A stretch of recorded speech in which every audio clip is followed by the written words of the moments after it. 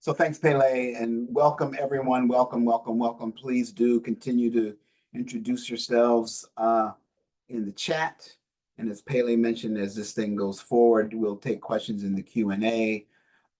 It's a pleasure to be here. I'm the chair of the Attendance Works Advisory Board and have had a wonderful partnership with the Attendance Works team and Hetty Chang, our illustrious executive director, who you'll hear from shortly. Next slide. So IEL, we are the 60 years old this year. Many of you were at our national conference, our National Community Schools and Family Engagement Conference in Atlanta. This year, we are a major convener and home of the Coalition for Community Schools, have an area of work around family community engagement, around youth with disabilities, around immigrant and refugee youth and their leadership. And for 60 years, we have really been systems people that help to support the systems and structures that can improve outcomes for children, youth, and families. And we're happy to partner with Attendance Works. Next slide.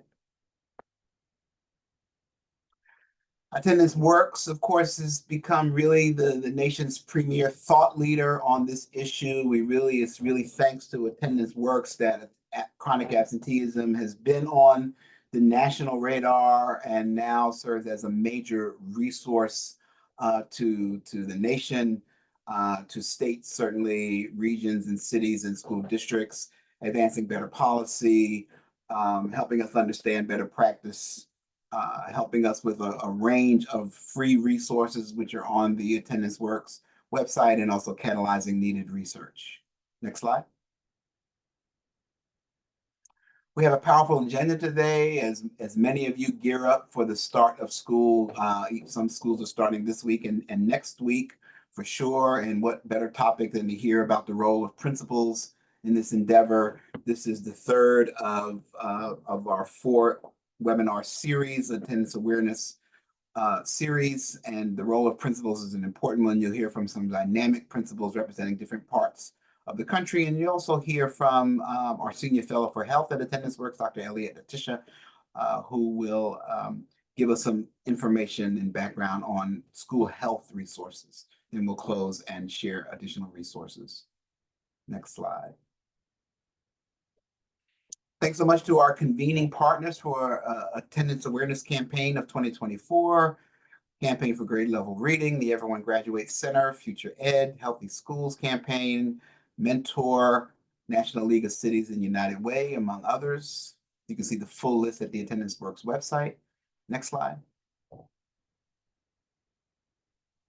And we want to welcome a new Attendance Awareness Campaign state partner, the Massachusetts chapter, the American Academy of Pediatrics, dedicated to the health of all children. Welcome. Next slide. Our slogan for this year, be present, be powerful. I think those words speak for themselves. We all have a role to play. We all have to be present for sure, and we have to use our platforms to really make headway on this issue. Next one, next slide. I mentioned already that this is the third webinar in the series. You can go back onto the Attendance Works website and see recordings of our first 2 webinars, and there'll be a 4th in September on leadership for sustainability. But today, creating a culture of belonging and engagement, principles in action. Next slide. These are some of our themes and key messages. We know that ensuring students get to school provides opportunities for them to progress. We need to build trusting relationships that promote a sense of belonging that's critical. Supporting the health and well-being of students, family, and school staff improves attendance. And of course, all of us have to work together. No one entity can work on this problem by itself. We all have to come together with an all hands on deck kind of an approach, a positive problem-solving approach driven by data to improve outcomes and improve attendance. Next slide. Special thanks to our corporate sponsors, Scholastic, Casa Permanente, and School Technology Associates. You can find out more about them on the Attendance Works website. Next slide. And, some folks are shy about asking for donations, but this is important work.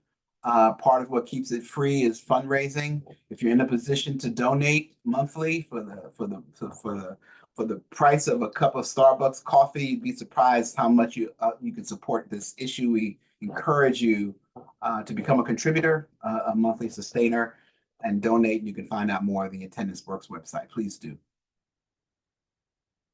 Next slide.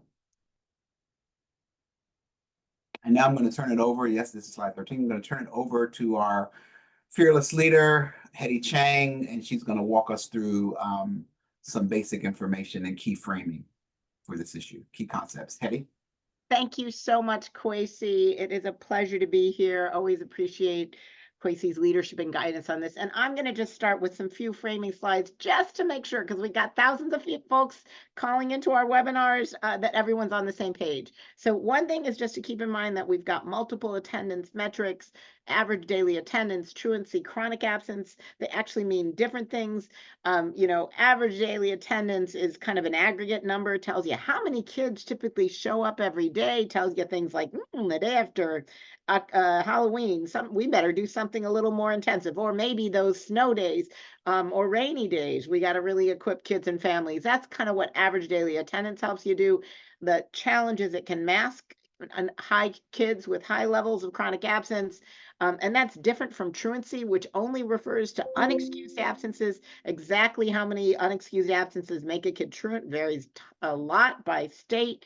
This tends to be part of state compulsory ed laws, and tends to evoke, though folks have been making some improvements in this, a more legal, typically blaming and punitive solutions. And this is really different from chronic absence, which we define as missing 10% or more of for any reason, excused, unexcused, or suspensions. We're really, with chronic absence, emphasizing the impact of missed days, as well as the benefits of being present. We think this is so crucial that we take a prevention, problem-solving, trauma-sensitive approach, especially since we know that when kids miss a lot of school, it can be a sign of the fact that they've faced trauma. And at that point, you want to be asking, hey, what happened and how can I help you? Not blaming kids and saying what's wrong with you. And this is really about cultivating family and student engagement. So if you can go to the next slide. What we know is that chronic absence during the pandemic nearly doubled, went from 16% to nearly 30% of kids, 8 million kids to nearly almost 15 million kids. The 22-23 data, which I realize is now a year old, we only have it from states. We don't have federal data yet, shows a couple percentage decreases. And we think that in 23-24, there are some more decreases, but the levels still remain significantly elevated from prior to the pandemic. Next slide. And we know that this isn't just for those, 1 out of 4, nearly between 1 out of 4 and 1 out of 3 kids who are chronically absent. One of the challenges we're seeing is that when you have high levels of chronic absence, like 20% or more of your kids in a school facing chronic absence, the impact of that has ripple effects. It makes it harder for teachers to teach, teachers to set classroom norms, kids to learn. When kids are in a situation where there are a lot of chronically absent kids, it actually can inspire them. I guess I don't know, inspire is the right word, but encourage them to be chronically absent later in the year. So those high levels of chronic absence before the pandemic were only experienced by about 25% of all kids.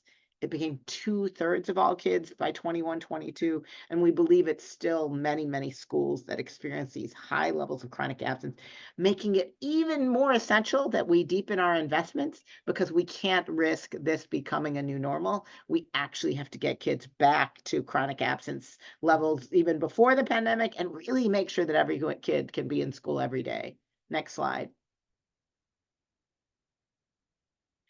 And we know when there are high levels of chronic absence, it is a sign. And this might have been true for some groups of kids before the pandemic, but during the pandemic, we really saw that kids we had a challenge of keeping these positive conditions of learning in place, making sure kids feel physically, emotionally healthy and safe, sense of belonging, connection, support, academic challenge and engagement, having adults and students with the well-being and emotional competence to invest in those relationships that are so essential to all of this. And when levels remain high, it suggests that we haven't yet reinstituted these positive conditions for learning. Next slide. And we know that the key to reducing chronic absence is finding out and addressing whatever it is that's causing kids to miss too much school. Is it barriers? And this is particularly true in low-income communities. Is it aversion? We still see that mental health, anxiety-related issues are very high, although there's new CDC data that suggests that we're starting to get it better. That's good.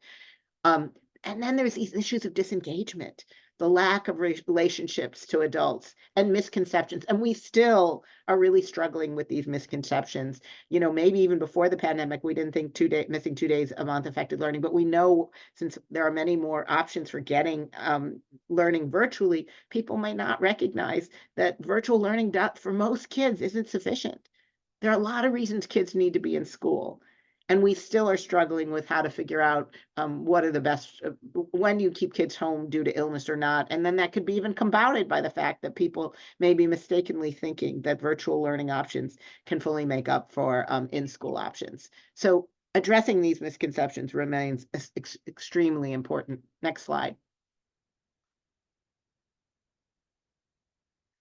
And one thing we really suggest is that you need to find out from kids and families, you can also talk to teachers about why kids might not be missing school.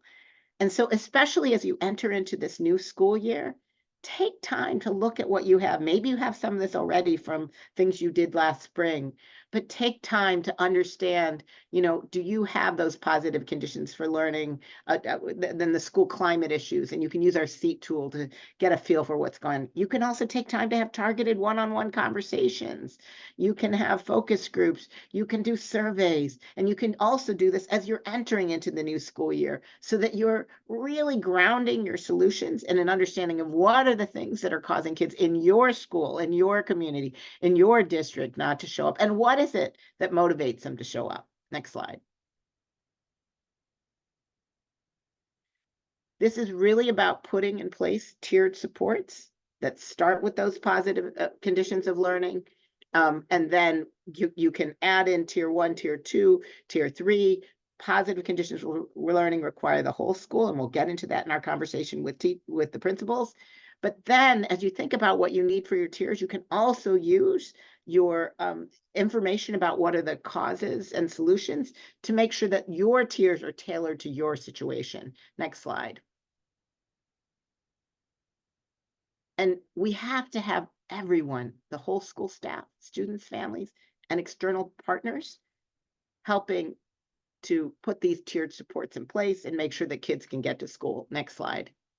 And we also suggest that you use that insights about what are the challenges to think about who are what are the interventions you need to have in place and who are the partners. You know, each one of these ideas, whether it's health related issues, transportation related issues, connections to peers, that helps you think about your interventions and your potential partners. Next slide.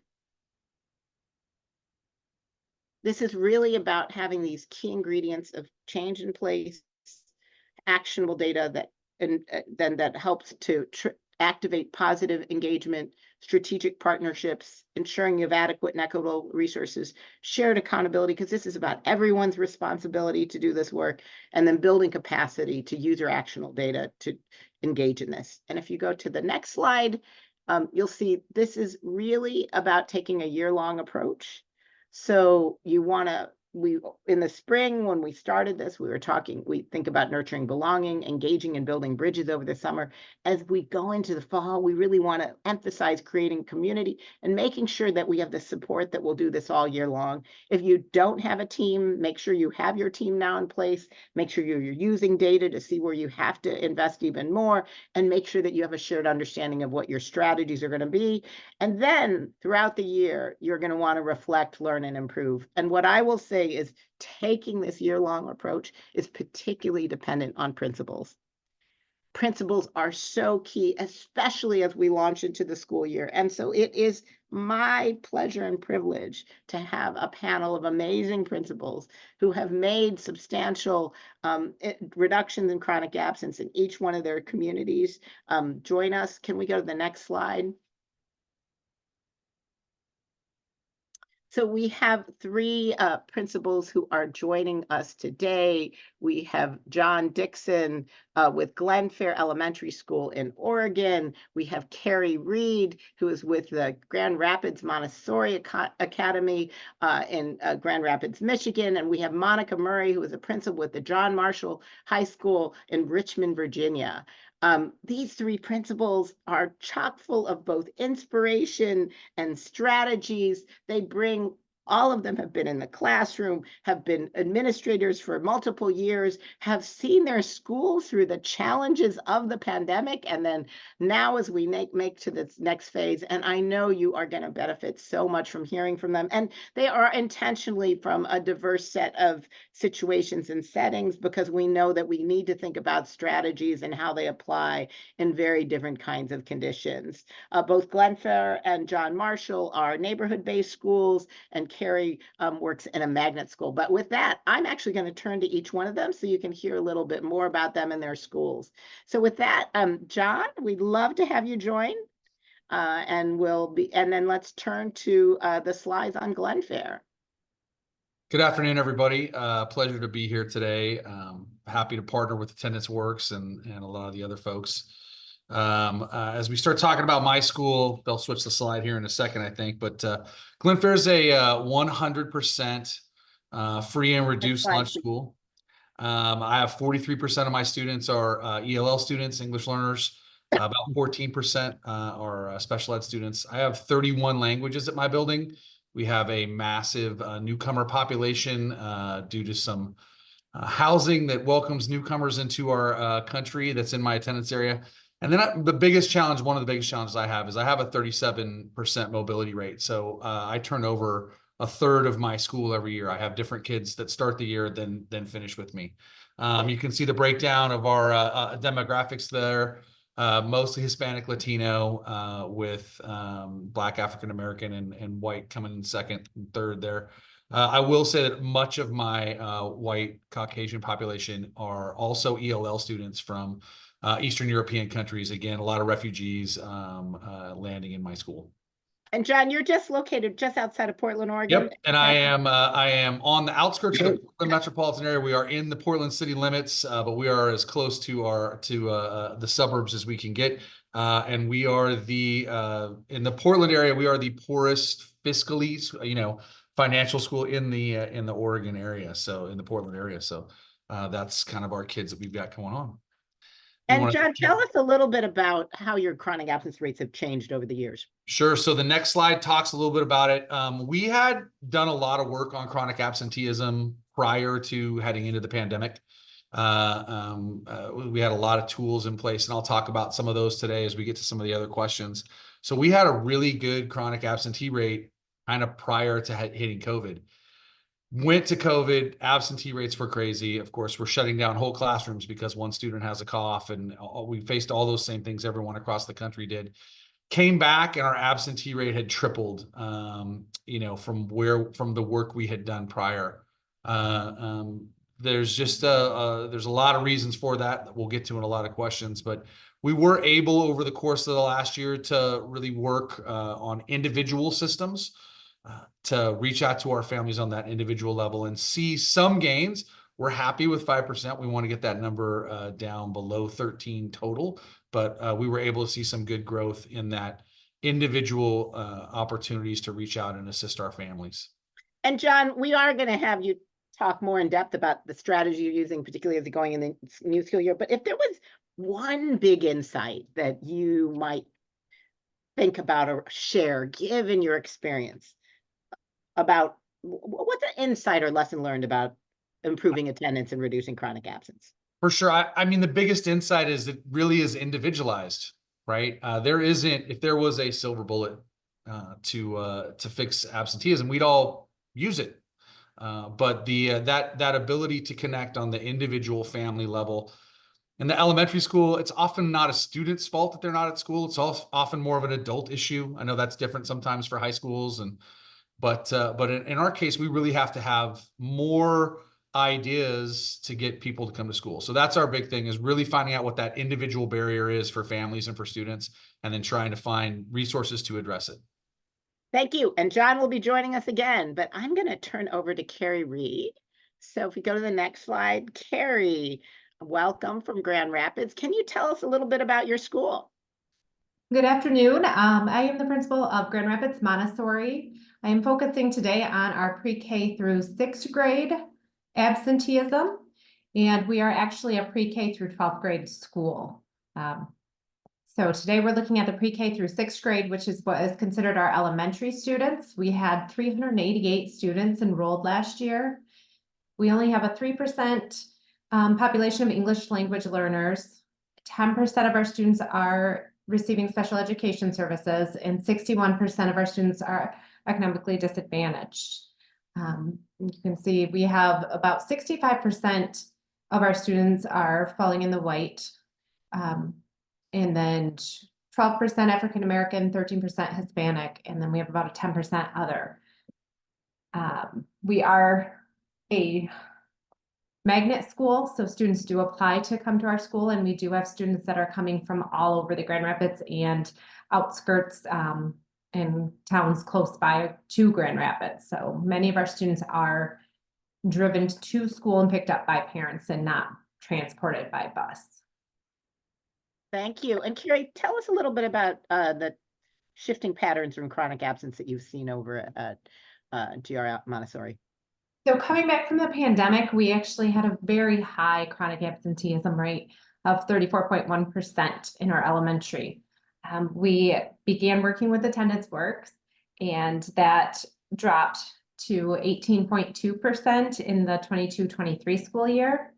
And our team felt like we had that initial year of working together to really learn more about what to do to support our families. And we were able to drop that during the last school year to 13.3% for our chronic absenteeism. And that was due to everything that our team focused on to support and help students and families.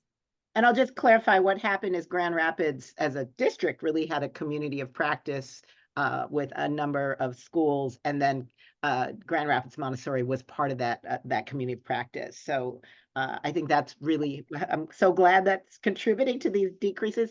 And Carrie, when you think about your reflections about what really works, and you'll have a chance to do more in depth on strategies, but what's a key insight that you've gained so far in this work?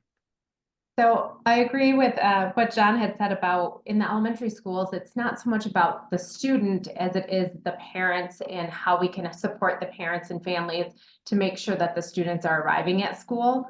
So we really focus on that importance of relationships and partnerships with families.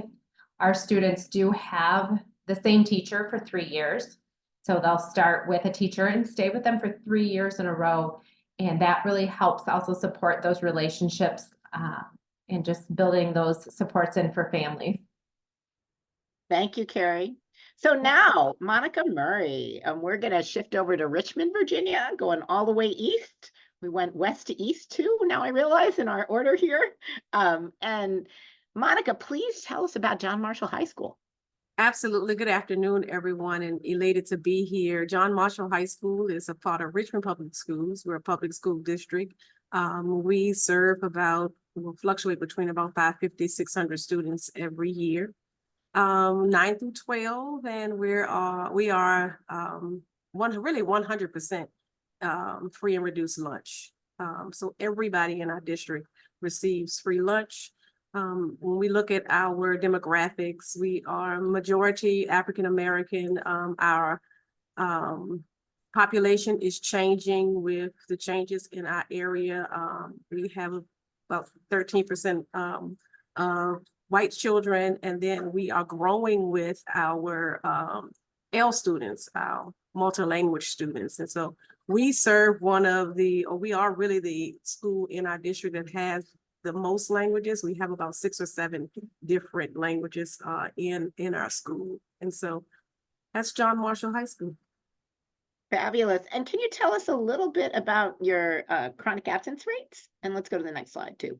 Absolutely. And so this is my 6th year here. When I got here, we were really high at 33%. And I came the year COVID hit. And so we didn't get to finish the year. And so then we start looking at that next year. We counted everybody. As long as they were on the screen, they got counted. And so our state really didn't count our absenteeism that year. Then coming back from the pandemic, we really worked really hard trying to get that initial 33% down. We have had some struggles throughout, receiving students after the pandemic. And this year we have gotten it down to 22%. Still have a ways to go. But we know in high school, those attendance behaviors have kind of been set over the years. And so we are working really hard at really looking and engaging families around those behaviors. And Monica, I'm just going to point out, so you guys actually had a higher level of chronic absence rates before the pandemic. So we don't even, and then pandemic was hard, but you have been working on this ever since you joined. So I think that really speaks to how even during the pandemic, if you start paying attention, Yes. you could make a difference. So that's really, truly impressive. All right. So we're now going to have a chance to switch and let's go to the next slide. And we're going to talk about strategies now, because I know everyone's like, what are the top things that are going to make a difference? And let's go to the next slide, because we're going to show this summary of sort of key strategies, but we're going to start by going back to John. Talk to us about, top strategies that you're using that you're going to take into this next current year. Absolutely. We, as a lot of people talk about, we believe that one of the things you have to do is you have to make school the place where kids feel like they're engaged, like they like being here. That's a lot of work sometimes to put on just a classroom teacher to be the sole person who helps, who carries all the load for their learning and for all the things that they think that are a part of their future. So one of the things we really focus on is student goals at our building. Our teachers work with our kids individually to keep them engaged in their learning. Why is it this is what I'm doing? What's my next step? How am I moving myself forward? Those goals get associated with when a kid meets a goal, they come to my office. I have a banner. I put them in front of it. I take their picture. And at the next assembly, they're part of a slideshow that we show of all the kids who accomplished a goal over the course of the month. It's a real motivating factor, especially for young kids, man. Getting your picture up in the assembly. We send home a little thing. Hey, your kid met a goal today. We have the parents help celebrate it at home. That's big, making them feel like they're engaged in that learning. The other thing that we're really focusing on this next year is some social emotional strategies to help kids not only see themselves as valuable and as able to learn and capable, but also as part of the greater community that is Glen Fair.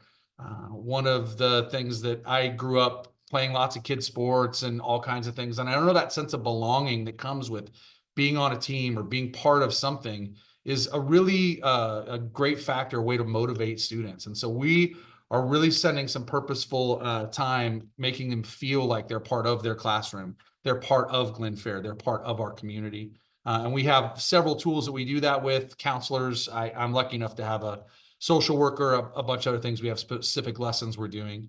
And then the final one is we have to find ways to make school more engaging. We live in an era of data and testing and retesting and progress monitoring and standardized scores and all the things that we face every day. We've gotten away from recesses and some things that used to engage kids in the fun part of school.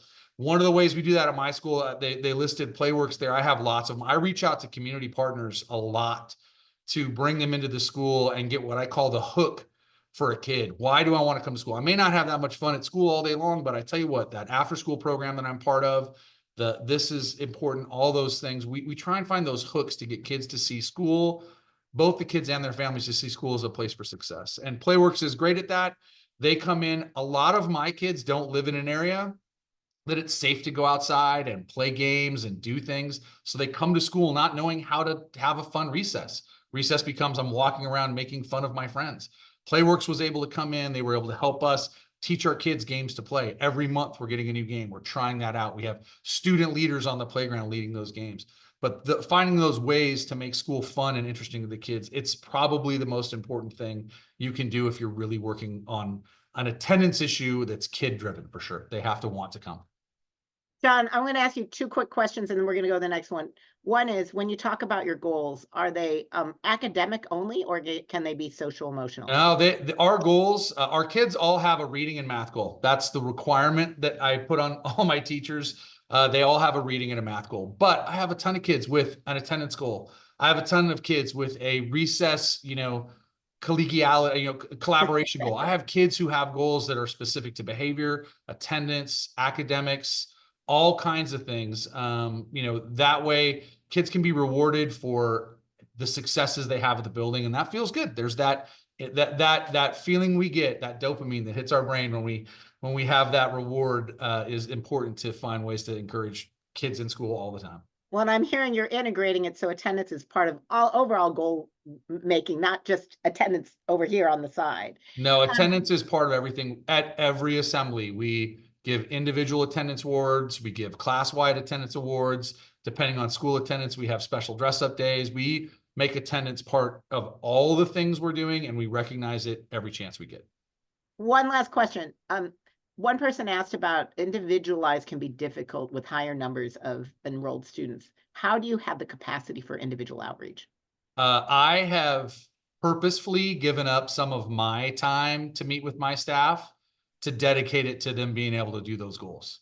So in my district, we all have a contract. We all have things we have to work around. We all have certain minutes that we can use for meetings. I have purposely given up a half hour of my time every week. And then on many of the planning days, grading days, where I have some control over how they use their time, I purposefully use that for the teachers to be working with their kids doing goals. We also focus a lot on small groups. I have a robust title staff at my building. It's one thing that's advantage of being a Title I school. You get some more title dollars. And so I have a lot of supports in place for those teachers. We also have a lot of systems. I'd be happy to talk to whoever asked that. A lot of systems and things in place to help teachers identify those goals in a quicker, manner, so it's not quite as labor intensive. Great, thanks, John. So we will be coming back, but I want to go to Carrie, and I think some of all the questions too will get answered as we continue to talk to other principals. Carrie, tell us about the key strategies you have in place for the coming year. So one thing that we do with our students who are having issues with attendance is we work to set up a mentorship. We work with Kids Hope, which then connects us with a local church, and we get volunteers that come in and are mentors for our students. So we were purposeful about how we set those up and who we chose to be with one of the mentors, and looked at using some of our students who had that high absenteeism rate the previous year. And we partnered them up, and they would do things. They might read together, they might do flashcards, they might just play a game, they might just talk about things they like. And we noticed at the end of the year that those students had moved off the high absenteeism rates for us. So that is something that we're going to continue to do, and we're going to continue to grow and get more partnerships and have more mentors that come in and just are that person that the student looks forward to seeing each week. Yeah, that's great.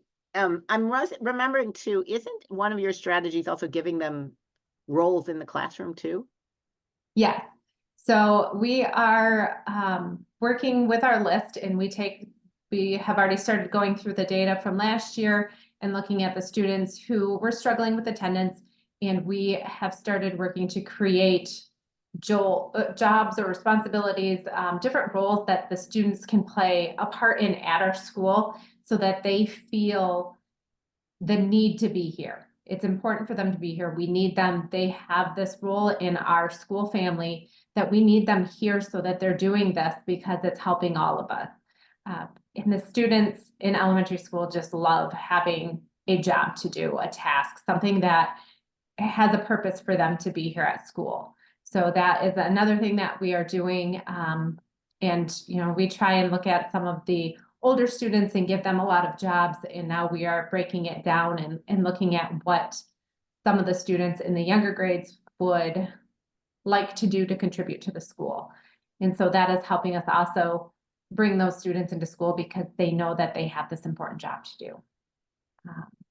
We've moved away from looking at just perfect attendance, and we've started doing some surprise incentives.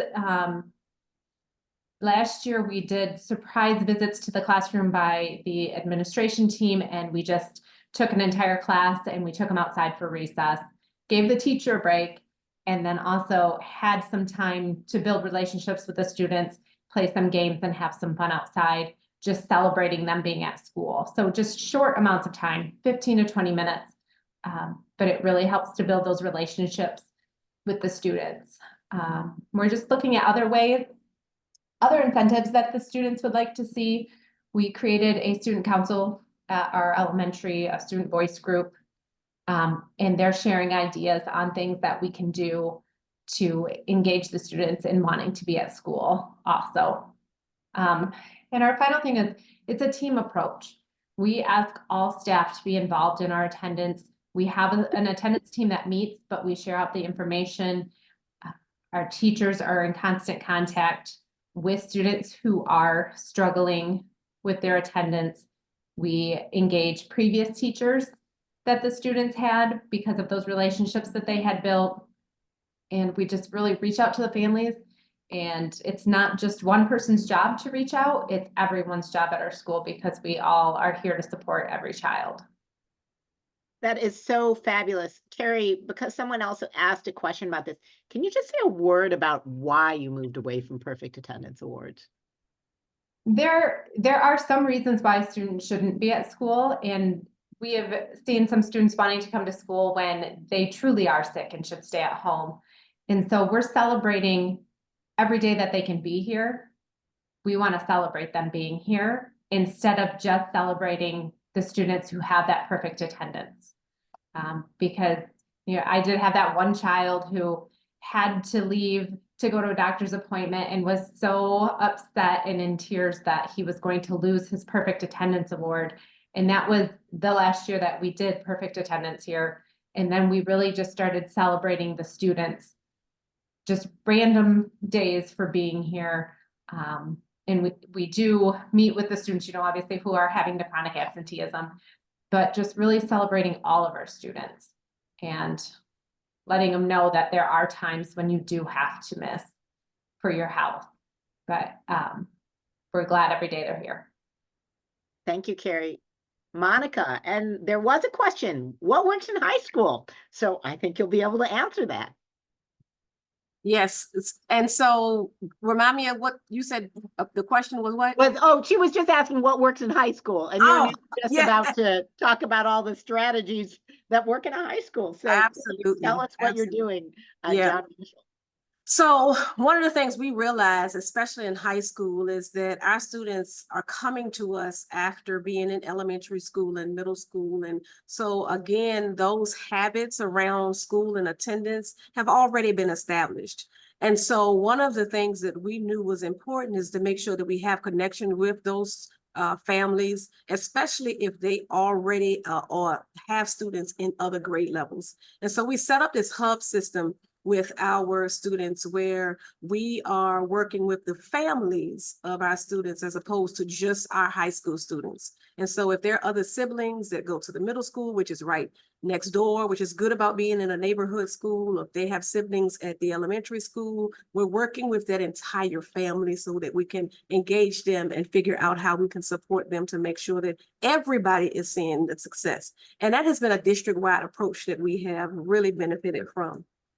The other thing around that is with high school students, making sure that they're connected to some type of after-school extracurricular activity, whether we're using that time early in the morning to connect with them, or if it's an after school in the afternoon, evening time, but making sure that they have something to connect to. So we have really built up our after-school programming so that it can draw in more interest from our students. When we came back from the pandemic, we found that many of our students went to the workforce, and that has not changed. Once they got a taste of working and earning those funds, and it became a way of life and ways that they needed to help support even their families, we had to figure out alternative options for students that were coming to us. And so we have developed programs where we have some students who may arrive to school late because they have late working hours. We have programs where we have students coming and then leaving early if that schedule affords that. And then we look at alternative or online options for courses. So we use a platform we call Edgenuity to offer some classes for our students as well. So that flexibility has really, really helped students. And then, of course, by the time we get to high school, we have really, really high expectations about graduation and graduation rates. And so we connect all of our credits to their attendance. And so we have a system or a program, a policy actually in our district where their attendance is connected to the credits that they earn. And so there's a process and everybody understands what the policy is. If they miss 10% of the year or 10% of that semester, they have to go through a waiver process to make sure that they can earn those credits. And so that process really has, made it real for students and families that it's so important that you are sitting in the seat to learn and get all of the information that we are trying to present to them. And then for our staff, we message to them, just like Carrie said and John said, it is everybody's job to make sure we're engaging with our students and supporting our attendance. And so we task them with making those connections and really engaging with them. And not only do we task them with it, but we make sure that we're tracking that data. And so every time a staff member is reaching out, whether it be our social worker, the teacher, one of our office associates, every time somebody reaches out to a family to have any kind of engagement, we complete forms and we track that information. And then that's data that we show and talk about in many of our staff meetings, and also when we're discussing things with parents and doing presentations as well. Monica, the messaging is to staff, but then staff are also messaging to families and young. Yes. How do you make sure that messaging is not overwhelming? Yeah, so we have a rule here that it's really a three-prong approach when we're communicating to families, that everything should be seen, heard, and read. And so we use our social media platforms. For those that are on social media, we use all of our announcements throughout the building to make sure that students are hearing the information. And then for parents, we send a monthly newsletter out. And so one way or the other, they're going to get the information. We make sure that all the information is the information that we want to put out there. And so one person singly sends the information out, and then we begin to copy and repost or send the information out. So we kind of use that approach to make sure it's getting there. And many of our parents and our families have chosen which works best for them. And so if social media is their platform that they always go to get the information is there. For those parents who are big on emails, they get the information there. And of course, our students have access to all the announcements that we make in the building, but we make sure that the information is going out those three ways. Thank you. And there's a question about this, and then we'll go to the next question, but can you say a bit more about the appeals process? What does that look like and how does that operate? Yeah. And so we're on a 4x4, which means the first semester is 90 days. So when we talk about 10% of that first semester, students have been made aware that 9 days missed, then they could possibly lose those credits, right? And so that information is pushed heavily. And then when we start looking at students who are getting close to that mark, we're really tracking those students and then having conversations with those students. So we're targeting those students that are getting close to those 9 days in that semester. And if they are getting close to those 9 days, we have what we call a seat time recovery program, where we can start engaging students and families about either after school or before school time, when they can come and make that time up. We don't want any student to lose that credit. So we're doing everything that we can to make sure that we have opportunities for them to make up that time. And now that we've been doing that for several years, we're excited that the state is recognizing that time and gives us those days back. after a certain amount of hours that a student participates in those seat time recovery sessions. If they participate in that, we take them through a waiver process, and that waiver process identifies maybe some of the reasons why, extenuating circumstances, and then as a team, we collectively go through and we will provide the waiver. If there is absolutely no effort put in by the family or the student, then sometimes it's a possibility that that student loses the credit. And so again, attaching that accountability with care to our waiver system and our attendance has really, really, really helped. And is that a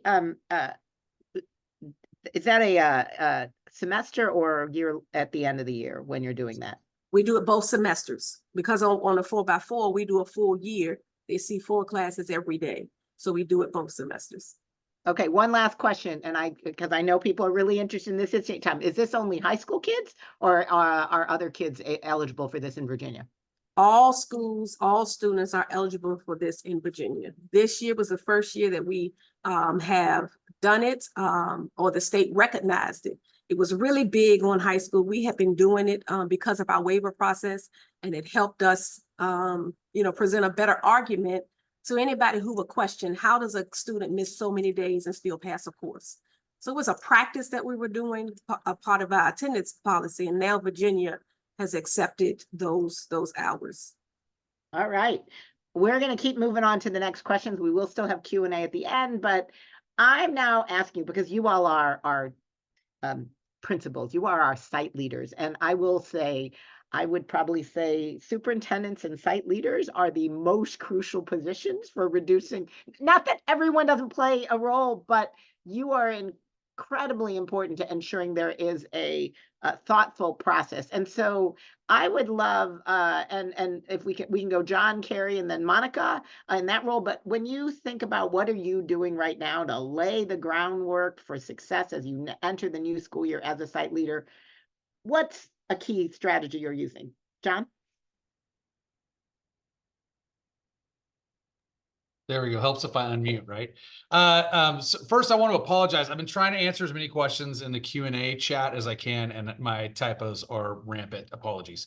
But the second thing I will say is we really take a team approach, and a lot of people have asked about that. At my school, I'm lucky enough to have a district that supports social and emotional well-being. I have 2 counselors. I have a social worker. I have an assistant principal. I have a registrar who helps us with attendance matters. I have some EA time in my title program that I specifically have carved out to help with attendance. 2 administrators, assistant principal, and principal. Like, I have a big team of people that allows me to meet once a week, as we call it, our student engagement team, and really take a look at where our kids are at, look at weekly real-time data about our high flyer kids and how their attendance has been in the last week, and then talk about it with those kids or with those families. We have, hey, we saw you did we noticed your attendance has been rough. Is there anything we can do? Postcards that we'll send home. Then we have ones that say, hey, your attendance really improved. We sent, like, way to go, we're super proud of you. We send those home. So we have a lot of systems that we've created over the years in place that just exist and allow us to be responsive when we see little gains in student or family changes in that attendance thing. So that's a huge piece, is that we have that team. We visit people at home. One of the best things we don't have it now because of some budget cuts, but we used to have an attendance van every day. I had my registrar go by the bus barn and pick up a minivan. And if a family called and said, hey, we missed the bus, we'd go pick them up. And we all had to get our licenses and all kinds of stuff to drive public transportation. But like, we've gone as far to do all kinds of things like that. So we really want to take it to the individual level.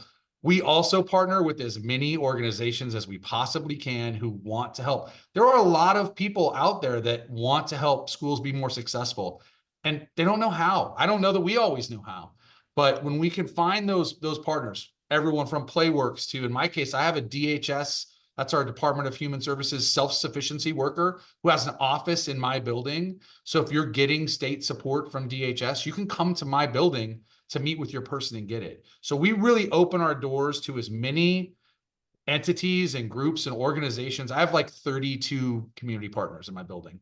So really, Yeah, I really appreciate that, John. So what I'm hearing from you, it's um, helping to build the systems so that you yeah, can create the individual approaches, and then finding the partners who can then add to the resources to address the barriers and increase the engagement of kids. for sure. Absolutely. And increase the health of kids. Playworks is a great example. Teach the kids how to play a game. They'll go be healthy. They'll go play that game somewhere else. I mean, there's a lot of those things that are two sides of the same issue. Fabulous. Terry, what are you doing as a principal, especially as you move to this, school year to lay the foundation for success? So we are identifying students early on by going through the data from last year. We have a team that meets in the school monthly, but we also have a district family support specialist who checks in with us in the office weekly on any students who have come up as a concern. And they reach out, they make phone calls along with us, they make house visits. And we ask that anytime teachers start to notice, they bring it to our attention so we can start looking at the data for that student specifically and watching it. So it's really having that data available and being able to go through that early on and start catching them right away. Working with the students at the beginning of this year who we saw on our list of having some chronic absenteeism last year. So really building those relationships with them right away. And just making sure that all of our staff know that they're involved and that we need to make connections with the students who are struggling, make connections with their families and support them however we can to help improve that. So just really making those connections right away. Thank you. So helpful. Monica, what about you? Yep, so the notion that high school students don't make connections with adults, like, let me debunk that myth, right? And so when we know that our students have a connection with somebody in the building, it is so important that our staff understands that they have to be here as well. And so as we open up the school year, we really make it an attendance goal for our staff as well to make sure that they are present. And so we have put in or sent out all of the dates, made a beautiful calendar about this is the best time to take care of all of your family appointments, go on a little mini vacation. You have all of these dates available so that you make sure that the days that we have school, you are here because you make the difference. We have to have our staff present. And so that is has been a big push for us at our school, as well as making sure that the kids understand what the data is. They need to know as well what their data looks like. And also that whole wraparound of everybody has to be a part of the goal. It's not just the attendance team and the attendance worker, but it's everybody's responsibility. Making sure staff understand that they have to be here. The kids understand what the data looks like and they know their data, and that wraparound approach so everybody has all hands on deck. All right, thank you. We're going to come back to questions, but I'm going to just keep bombing through because there were questions about health, and I want us to get talking about that for a moment. So I'm actually going to start with our principals, and then we're actually going to go to our senior fellow, Elliot Atisha. How do you see ensuring students staying healthy and avoiding unnecessary related absences fitting in with your efforts? So, John? I think there's a couple of things that we do that we know have been effective. The first one is we have to have clear communication about what staying at home is and why we do it. So everyone's state is going to be different, right? We all have I'm still getting the monthly update from the state of Oregon that says, where we're at with this, that, and the other thing. I think it's important to communicate those things to your teachers. We have a one-pager that we have translated into 8 different languages that we send home with our kids at the beginning of the year. We send it home via our electronic communication system that says, here's a reason to keep a kid home. They have a fever, they're throwing up, right? They have a cough. Nope, they're coming to school now. We know that for a while we wouldn't let them, but now they can. So really being clear with what the expectations are for when to stay home and when to come to school. And then if you're staying home, how to communicate with the building what's going on so that we can support you and that kiddo someone was talking about how, man, if I didn't get perfect attendance, if it's an excused absence, we know you're sick. We work with that for our attendance awards. So kind of factoring all those things in. The other thing that I would say is you have to educate families about why coming to school is important.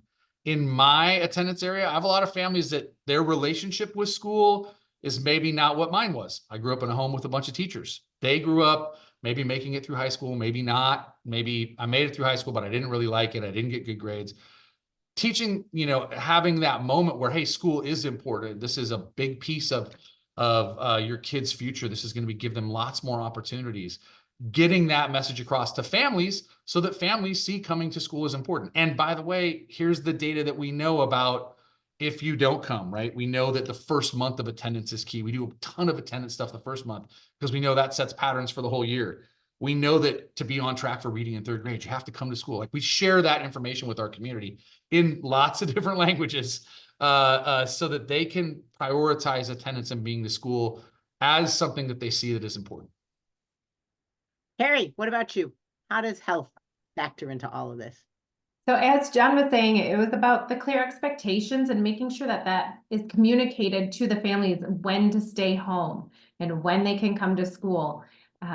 Many were used to the post-COVID rules and are still not aware that students can't come to school with some of those.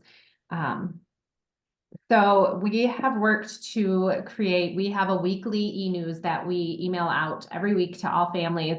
And we include that information in there. We include information from our health aide and our school nurse, and just give them as much information as we can about when to stay home, when to come to school. And just even as far as some just basic health activities and nutrition, things like that we include in there as well.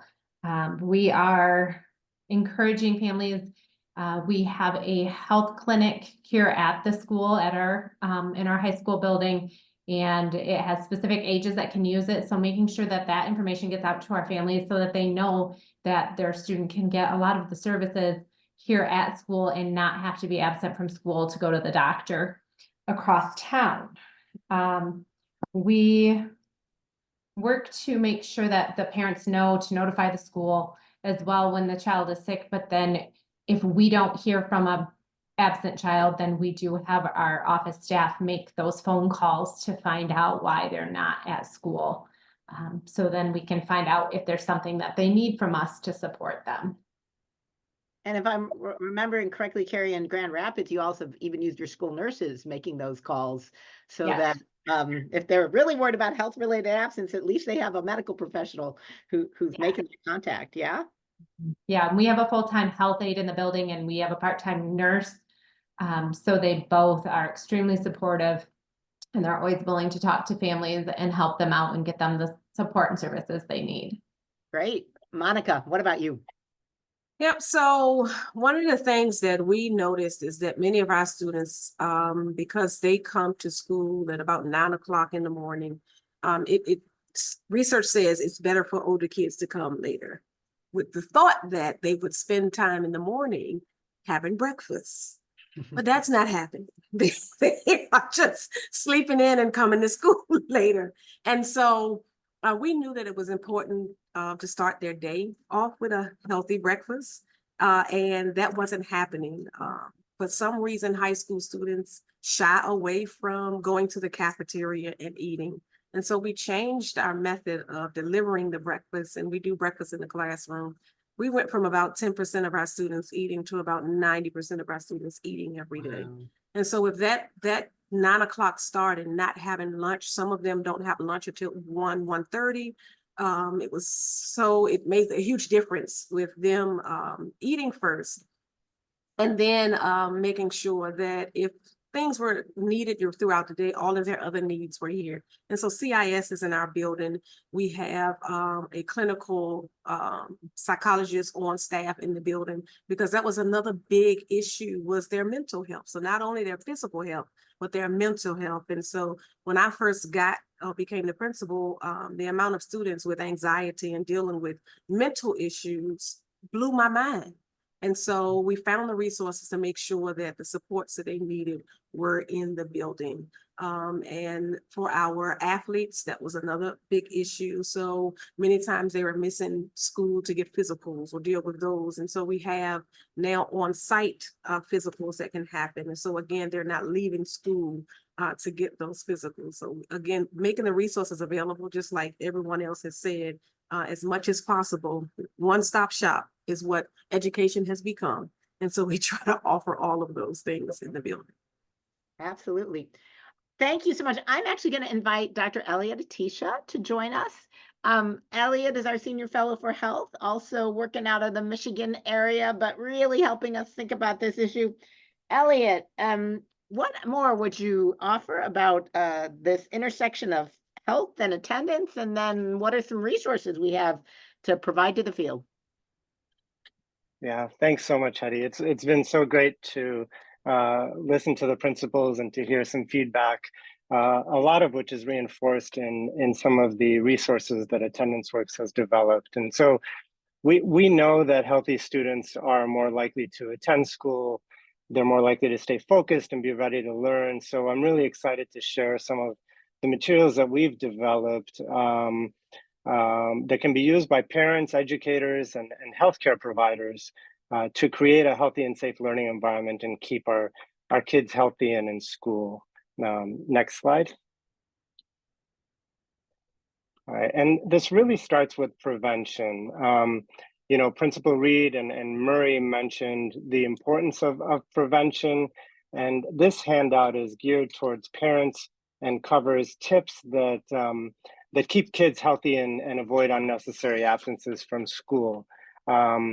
The topics covered include nutrition, sleep, exercise, hygiene, safety, wellness, and engagement. And it starts on the importance of maintaining routines. And as Principal Murray mentioned, this includes things like having breakfast every morning and a regular bedtime routine and physical activity every day. We also stress good hygiene, which includes hand washing at appropriate times, covering coughs and sneezes, all of which help to reduce the spread of germs and create a healthy and safe learning environment. It really does take a team effort, though, to reinforce these practices and to ensure that protocols and resources are in place. We cover safety, which includes things like ensuring kids who walk to school have a safe route and a backup plan in case of bad weather. Wellness, of course, is a key component, stressing the importance of routine physicals and dental visits and managing chronic health issues. And if we look at dental issues alone, cavities are the #1 chronic disease of childhood, but they're preventable. And these dental issues can lead to tooth pain, which can then contribute to missed school days. School nurses, social workers, and other health team members that the principals mentioned can play a huge role in making sure that our families are connected to the right supports and resources. And as we work towards creating a healthy learning environment, we really need to make sure that every child has an annual health form on file. This allows schools to be aware of the health issues that are facing their students so that they can provide appropriate supports and resources. If you look at asthma, this contributes to a significant number of missed school days. So every child with asthma should have access to an asthma action plan and a rescue inhaler while they're at schools. And schools really need to make sure that they have policies and protocols in place to support students with disabilities and those who might need to stay home for prolonged reasons. And of course, last but not least is engagement, which is really key to keeping kids in school. It starts with creating a safe and welcoming learning environment. About 15 million students are alone and unsupervised between the hours of 3 and 6 p.m. The peak hours for risky behaviors. And Principal Murray highlighted this and mentioned the importance of offering after-school programming. Encouraging participation in after-school activities can help avoid such behaviors and impact the students' overall health and engagement in school. And as all three principals mentioned this, families, of course, play a big role in student engagement, and it's especially important to keep them informed about their child's attendance and academic progress. Next slide. So we also created a similar version of the previous handout for districts, schools, and community partners. highlighting the key interventions and strategies to impact nutrition, hygiene, safety, wellness, and engagement, so that we can create a healthy and safe learning environment for our students. And this handout was just recently released, and it can be found on AttendanceWorks health handout page, along with all of the other health-related materials that we're covering. Next slide.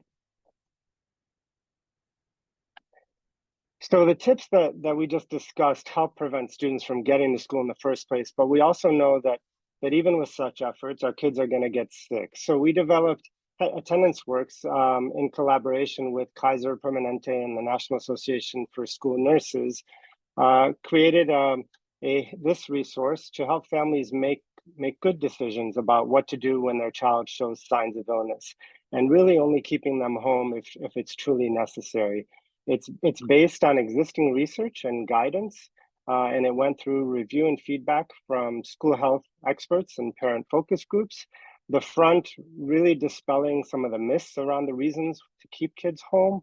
It also talks about the importance of seeking out support when it comes to things like anxiety and students who might be immunocompromised. And the back has a nice table that goes over some of the common symptoms that might require students to stay home or seek medical care, and when it's okay to return to school.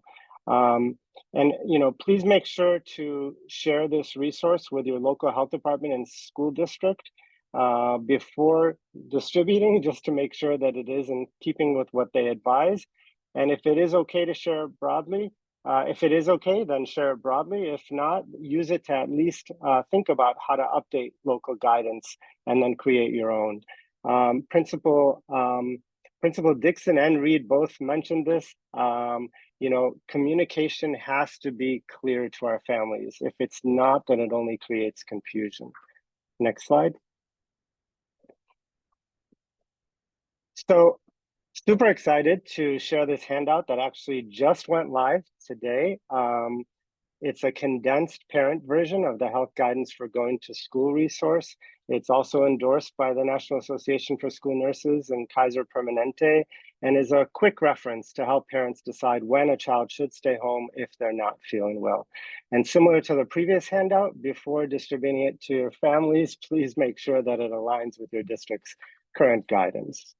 Next slide. So, post-COVID, we saw a significant increase in behavioral health issues, especially anxiety. With input from physicians and national health organizations, we developed this short handout so that parents would know what to do if their child is dealing with anxiety issues. It outlines the definition of anxiety, the typical symptoms, the things that families can do, and the importance of taking advantage of school resources and connecting with a healthcare provider if things don't improve. Sometimes a stomachache or a headache can really be anxiety in disguise. So please take advantage of this resource, share it with your families, share it with your staff, so that we can make sure that our families get connected to the appropriate resources when it comes to addressing anxiety. Next slide. And final slide, sorry.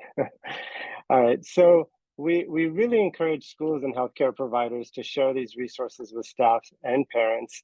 One suggestion is to incorporate it into back-to-school packets, knowing that forms may not always make it home or end up in a packet that quickly becomes information overload. Schools can also use technology, as was mentioned previously, robocalls, text messages, student information system applications, and awareness campaigns to really reinforce the messaging. Please also make sure to take time to share these resources with your staff so that they are on board with the guidance. And we also suggest using these materials to start a discussion, as previously mentioned, with your local health department about whether updates might be needed for local guidance. It really, really takes a village to do this work. None of us can do it alone. Key to making it possible is ensuring that the messaging is consistent, comprehensive, culturally effective. So please make sure to visit our website for additional information and resources to keep kids healthy and in school. Thanks so Thank you, much. Elliot. I'd now like to invite everyone to show up, and maybe we can stop showing slides, but just have you and the four principals, or the three principals up. I did have a question, a couple things coming up, and because everyone was talking a little bit about health. One question is, how do you ensure access to healthcare for the kids who don't have it, who might not be, and especially with chronic health conditions, might not be getting access to the care that they need? Have you guys found strategies that work?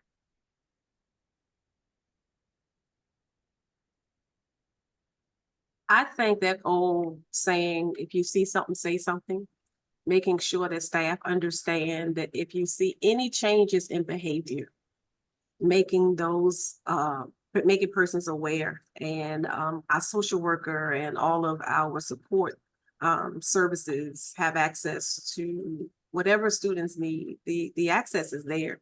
Like the biggest thing is making sure that everybody understands it's okay to say something. And then connecting that child to that, Yes. that resource. Absolutely. So What- I Go oh, ahead, sorry. Elliot, I please. was just going to jump in, knowing that kids spend half of their awake hours at school, they're, especially when it comes to poor socioeconomic areas or rural areas, there really is no better place to bring health services to the schools. Stressing the importance of having school nurses, of having behavioral health supports, if it's possible to have a school-based health center.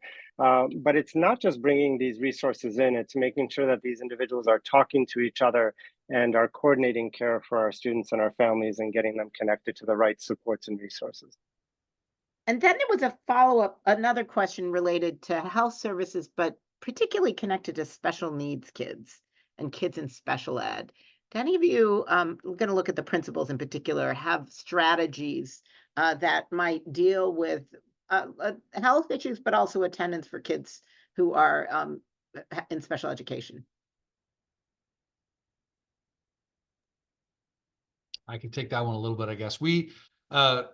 If we run into an obstacle where a student who's on our attendance list is also identified as a special ed kid or an EL kid, we often pair with those entities to try and help craft what we're going to do, what our next steps are.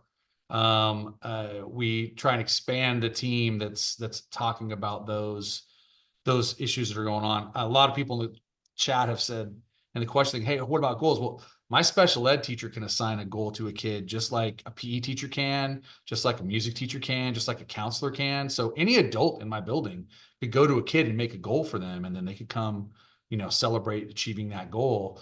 And giving that opportunity to the whole staff sometimes can take that pressure off. And it also allows you to, engulf more people in that, in what's going on. Sometimes special ed students come with a myriad of extra health concerns, and that's really difficult. I mean, it is just the reality of the condition for some of our kids, but having more of the team wrap around that, not just, and having everyone feel supportive is helpful. John, is goals around attendance and data on attendance part of your IEPs? It absolutely, there's absolutely an attendance component of student IEPs in my state, in my district, and those things. Attendance is definitely talked about at our annual meetings, at initials, at our 3-year, all those things that we're doing in the special ed process. Those are all included in there, as are some ways that the school supports and gives the parents also another opportunity to say to us, hey, we really need help with XYZ. It's another interface with a parent that allows that. So yeah, absolutely. I'm going to add another question into this, and this is about English language learners. There's actually recent data that shows, this was from Santabanez and Michael Gottfried, showing that kids who are English language learners actually before the pandemic tended to show up to school as good as not, if not a little more frequently than their English speaking peers. But that's been shifting over the pandemic, and English language learners are now more likely to be chronically absent. I know, John, you have a high EL population. Monica, you said that's a growing population. I think you have a few EL kids in your school in Grand Rapids too, Carrie. What strategies are you finding work with English language families and students, English language learner families and students? I have 2 things that have been really successful. The first one is a real purposeful welcome with family. A lot of times they're coming in the middle of the year, whatever else. We have a system at my school designed to have them show up to school with an interpreter to get a tour, to meet the teacher, to communicate our expectations. We can't always continue that, you know, well, there's always an interpreter here ready for tag-alongs when I have a really hard time getting an interpreter for. But for one event, I can get that interpreter there. And that's one thing. And then the second thing is as much as possible, there are things we do every year, get them translated into, you know, into more languages. I have a green folder that I send home with all our kids' information.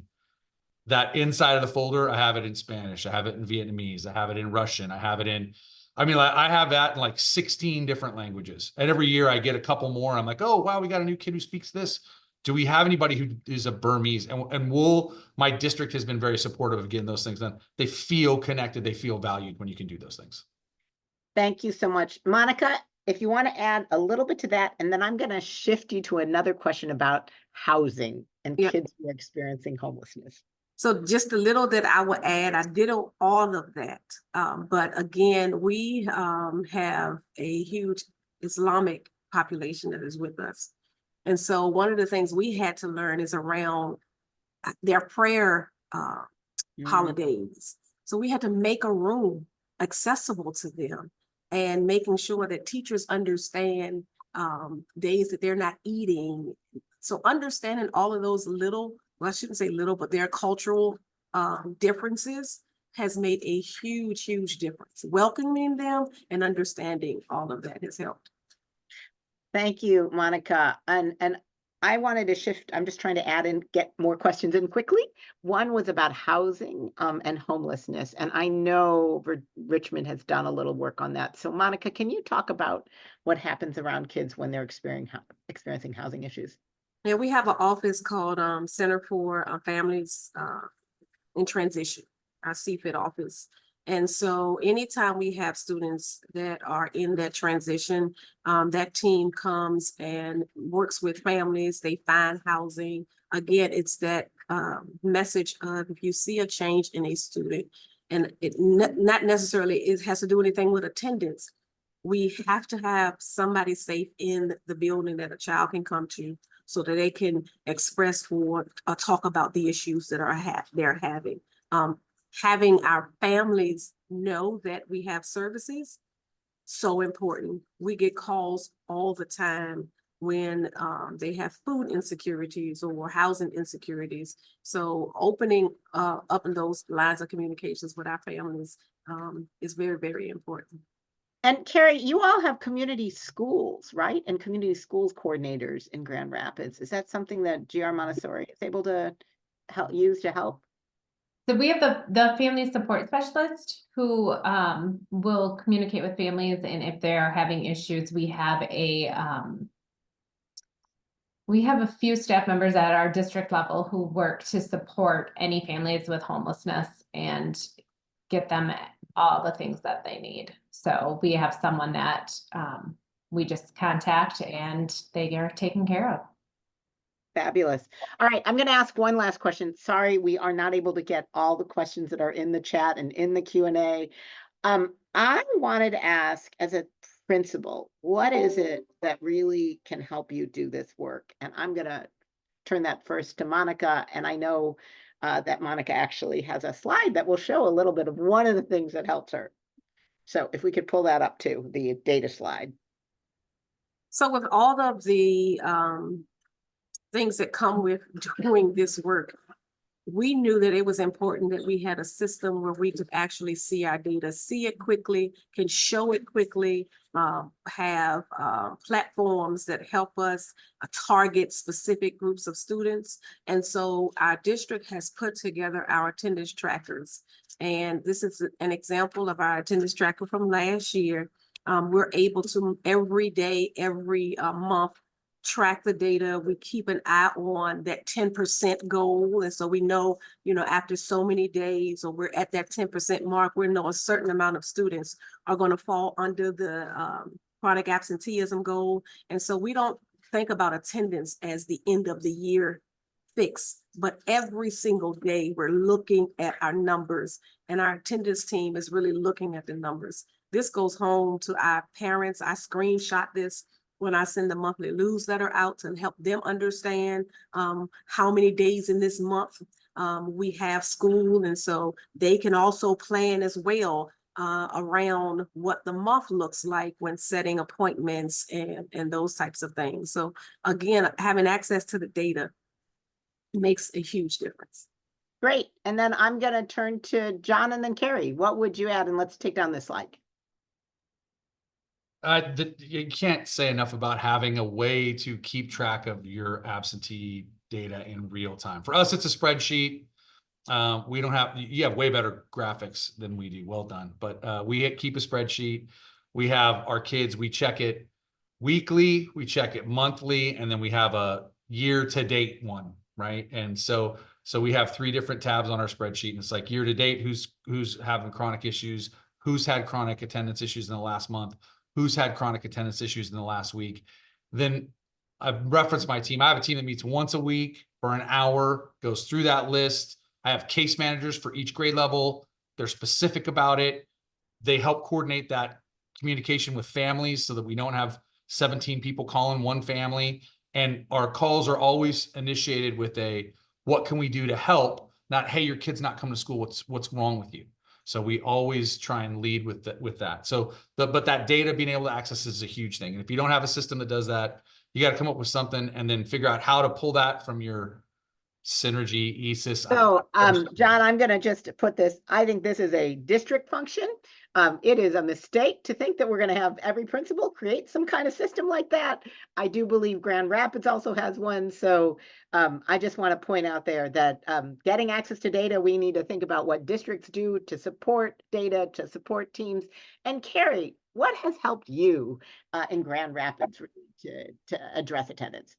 It is having the easy access to the reports. So in our student data system, we can go in and pull reports at any time and get information on absences. And that helps us to move quickly in supporting students because we don't have to sit down and calculate. It just will do it for us. We put in the dates that we want to see it for.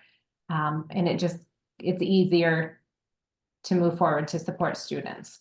And if I recall correctly, the other thing is that you all had a community of practice where teams with principals could come together, learn about new concepts, and also share the strategies that you were engaging on with each other. Yes. So for the past 2 years, I believe we've been in the community of practice at GR Montessori, and we've been working together. All of us will meet a couple times a year. We meet as a whole group. And then it really helped us to build those, build opportunities to communicate with each other about the attendance and to hear what other schools are doing and what's working, and then feed off of those to make changes in our own school. So it's been extremely helpful, and the community practice is what really got us going with the attendance team here at our specific school. So once we started working on that, we started finding many ways to reduce the absences. Thank you. Quacey, I'm turning it over to you. Final thoughts, reflections, and I'll let you take us to the finish line. Well, it would just be easy to say ditto, ditto, ditto. Thanks to all of these principals for really just a set of dynamic examples.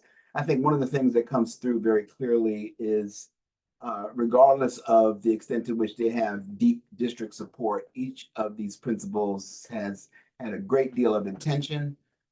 They have used their influence, their platforms, their budgets, the things that they can control to the best of their ability, investigating root causes rather than making broad assumptions about the reasons why. There's frequent data analysis.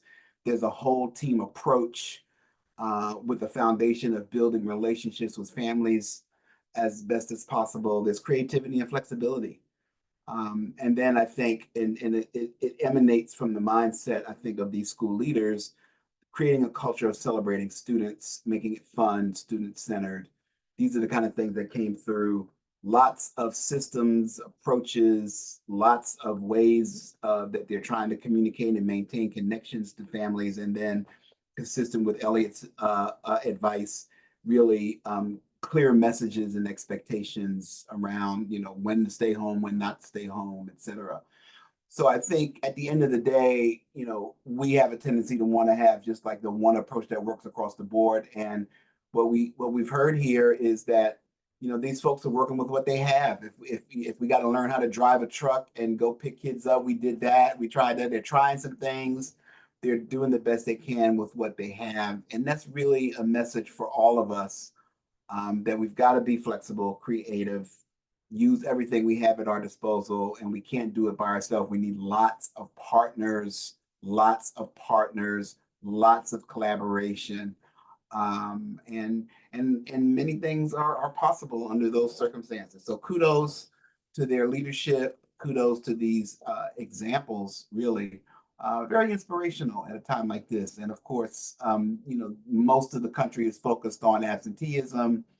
I hope that folks adopt these kinds of mindsets and approaches to it, and not just kind of assume, well, these parents don't value education, or these parents don't do, like this, or what, these kind of blanket subjective assumptions don't get us to where we want to be. Each of these principles has shown examples of how they have really investigated root causes and really took the next step to find out what's going on, and then came up with a solution as best as they could. And that's really what it's going to take, because, big assumptions don't get us anywhere anyway. So we got to do more than just, that's the easiest thing in the world, is to make an assumption and then move on. We've got to be bigger than that and better than that. And I think we've heard a broad set of examples in different parts of the country of what that can look like. So kudos. Let's move on. We've got our proclamation. The template's been updated, and we'll include, there was a request for lots of resources and examples, and if whatever the principals can share with us, we'll share with you for sure in the aftermath of this. September is Attendance Awareness Month. This is the proclamation. You can find it there. We'll include the link in the chat as well. So sign up and get your mayors and elected officials, your school board members, your superintendents, any and everybody to sign up. Next slide. We want you, of course, to download all of our free materials, share with your districts. If you happen to be in a place where your principals are not doing all of the things or most of the things that you heard today, encourage them to watch this webinar and think about changing their approach. For sure. Promote the campaign. It's one of the best ways to promote it. Sign up for updates, awareness at attendanceworks.org. Next slide. We've got a new toolkit, easy on-ramp. Do you want to say a little bit about the toolkit, Hattie? Sure. Just that you can go onto our website, and if you're not quite sure where to begin, take it, and then you'll see the different times of the year, and then you can go in and click on it and find things that will help you. There's something for everybody on the Attendance Works website. I encourage you to go there and just investigate and find lots and lots and lots of resources, including some of the new ones that were introduced today. Next slide.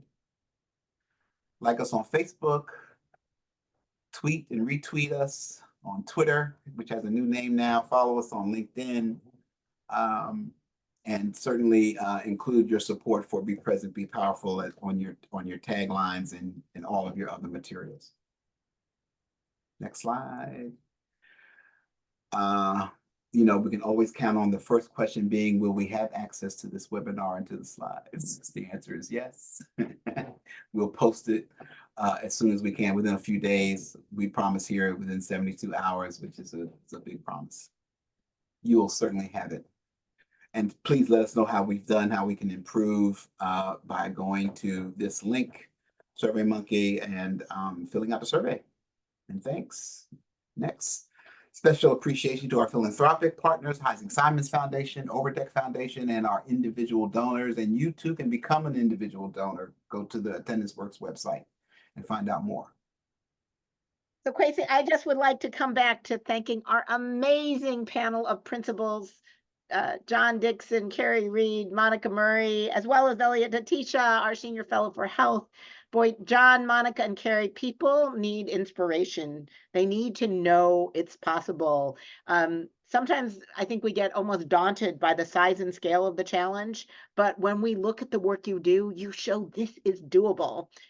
You just have to have the will, and you can figure out the way, and you can figure out your partners, and you can ask your district if you don't have it for your data.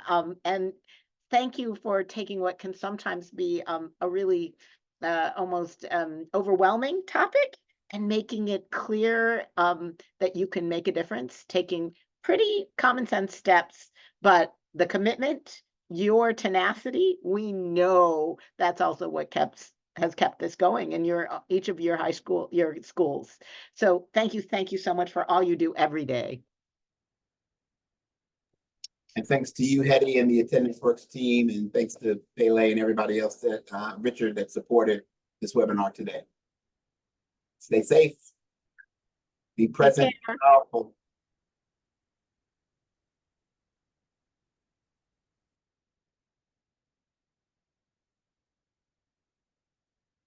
Thank you again. Thank you for having me. Yeah, thank you for this. Thanks for having me. Take care.